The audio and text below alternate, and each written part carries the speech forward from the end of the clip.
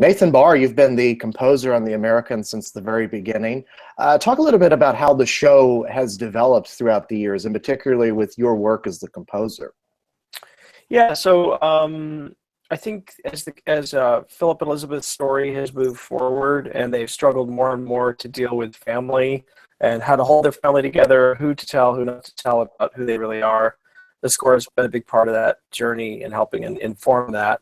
I originally, season one had sort of themes for Philip and themes for Elizabeth, and at the end of season two, I found the need to come up with sort of a larger family theme, which played to that story theme, and so that has really sort of become more and more part of the fabric of the score as the seasons have gone on. And obviously, as characters come in and out of the show, like Nina, Gabriel, all these various people, those themes come in and out with those characters. So it's been a really amazing show to work on because the writers, the editors, the directors, everyone's sort of working at the top of their game, and that's been really exciting.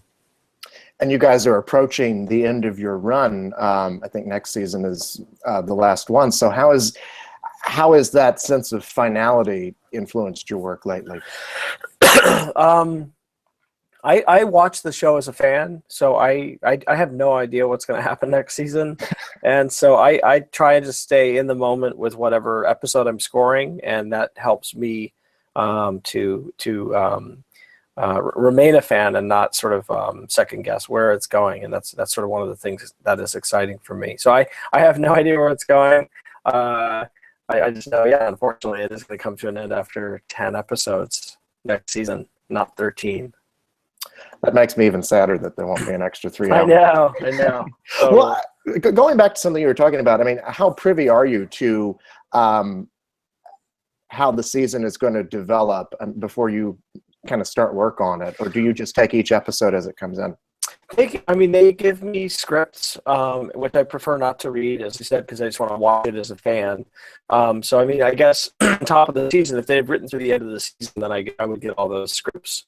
Yeah, I'm privy to everything, and there's oftentimes a particular conversation with Joe and Joel, the creator and the showrunner of the show. If there's something thematically that they want me to sort of earmark, something to really pay attention to in episode one, that's going to come back sort of throughout the season. So a general discussion about how to change up the score a bit at the beginning of the season and what the biggest sort of overall story arcs are is usually something we do. Right. Take us through your process a bit of scoring an episode. Where do you start from? So Joel, and I, and the picture editors at this point sort of have enough of a working relationship after 5 seasons that we no longer spot the episodes. I literally just get a notification that the next episode's up and available. I take a listen, I watch it, I take a listen to what's in there. It's usually temped with my stuff from previous episodes, previous seasons, and I go ahead and start working through replacing that with fresh score where needed. But for the first couple seasons, we spotted the episode. That's basically where we go through and we pick out the spots and the scenes where there's going to be score and what the function of the score should be. So yeah, they record everything here at my studio in Los Angeles. I would say Americans is probably 70% recorded live, with 30% sort of other synth elements, and then mix it and deliver to the stage. And then they do the dub in New York. It's one of those shows that's benefited by the technology we have today because they're literally all on the East Coast.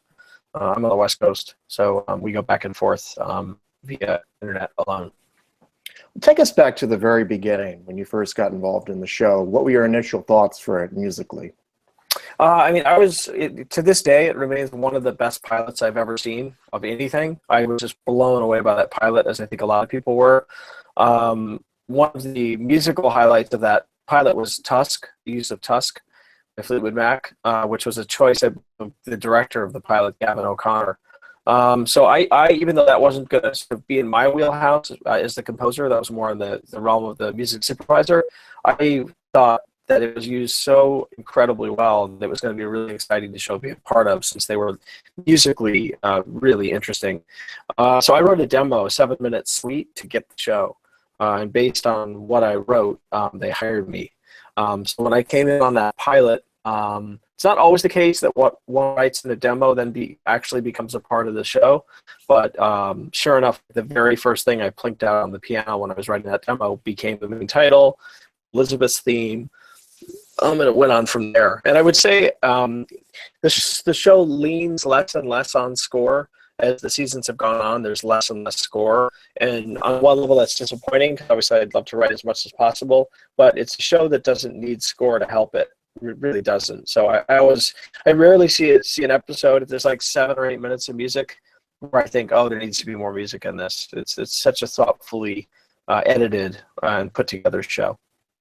It's also a show that balances a lot of different tones, shall we say. I mean, on the one hand, it's an espionage thriller. On the other hand, it's a family drama. There's moments of action, and there's more quieter moments. How does that influence your work? I would say that it just makes the work more interesting for me. On the one hand, I'm writing something that's propelling or help propel Elizabeth and Philip through the various spy rings that they get into. Craft, I think the spy craft is what we call it. And then the family moments are super important. I think there's a lot of sadness in the past of Elizabeth and Philip, both individually and as a couple, and they're sort of struggling to bring that together and stay together as a couple and a family. And that's where the score can really, really help with that. So it's a combination of really sort of fun action stuff. I've had a lot of fun, like multi-tracking electric basses and trying like polyrhythms and interesting sort of harmonies for all that. And then I use a prepared piano with a mallet to play Elizabeth's theme with a soft rubber mallet, and that's got a really beautiful sound too that sort of plays to the sadness. The main title theme of the show is very distinctive. Can you talk a little bit about, I guess, the importance of setting up what the tone of the show is going to be in that first 15, 30 seconds worth of music? How many goes at it did you give it? Yeah, exactly. So the main title is always an intimidating and exciting process for a composer, because basically you have somewhere between, 10 seconds to 2 minutes, depending on what the show is, to set up the entire show. And I once heard it well described as that piece of music that people hear while they're getting their popcorn in the other room that makes them want to run back and tune in again. So the Americans, I didn't actually, this was not too painful a process at all. I think right out of the gate, I was using Elizabeth's theme, and Fox and Joe and Joel and FX, they were all kind of on board pretty quickly. There's one sort of odd chromatic note in the melody, which was the outcome of a note from the studio wanting it to be a little bit less straightforward. And ironically, that was the first thing I came up with, and I thought, oh, it's a little bit too out there probably for them, so I took it out. But anyhow, so it was just something I built in my studio. It's again mostly live instruments, playing cello, prepared piano, hammered dulcimer, and some interesting percussion. And yeah, we wanted to go for something that wasn't as overt as the Red Army Choir or balalaika, and yet it somehow could live and exist in the realm of Russia.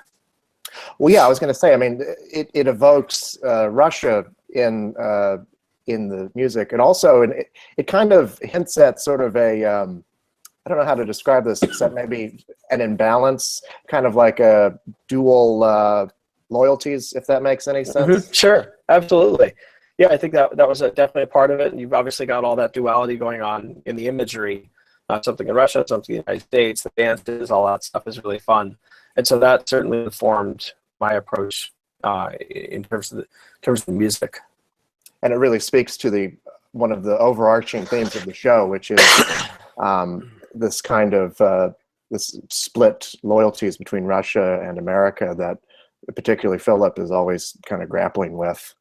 Absolutely, yeah. That's one of the really cool storylines that's been explored, as you know, is Philip is someone whose humanity sort of keeps getting in the way of the cause, and Elizabeth is usually capable of putting that on the back burner and making it all about the cause and makes her more ruthless and scary on some level. But obviously she would be of greater use to Russia at times than Philip would be.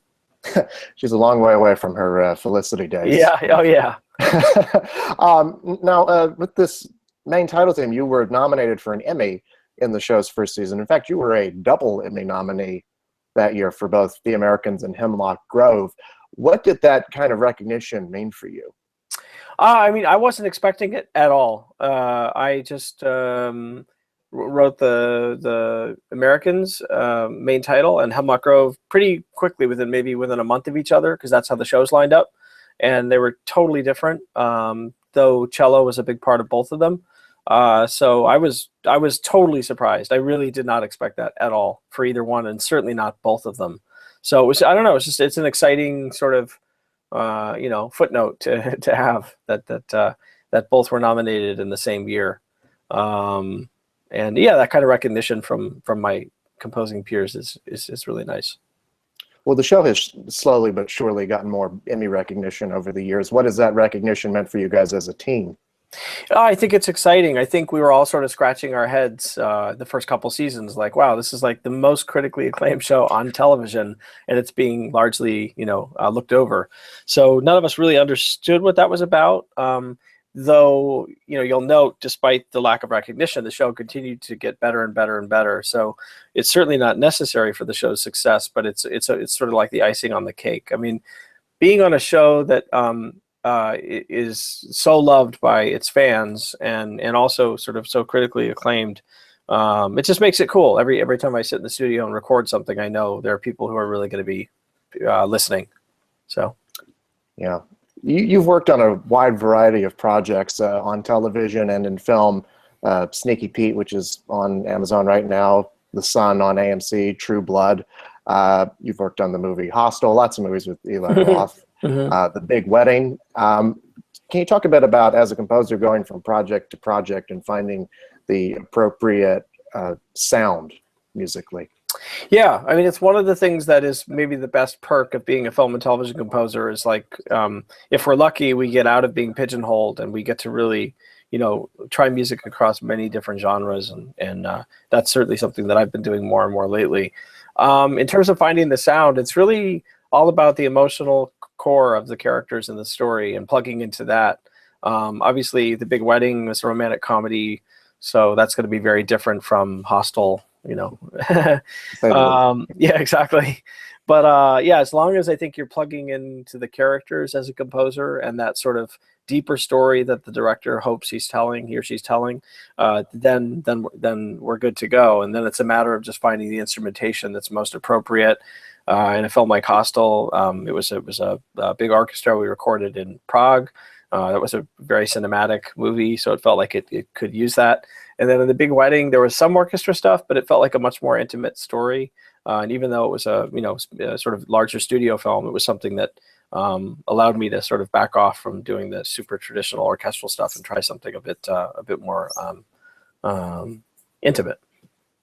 Right. If you had to choose one episode or moment from this season of The Americans that you think best represented your work, what would that be? I think one of the moments I would choose would be, there's a moment where Gabriel shows up to the park bench to sit with Misha, Philip's son, to talk about the fact that Misha's actually not going to be able to see his father while he's in the United States. That was a moment that I really felt good about.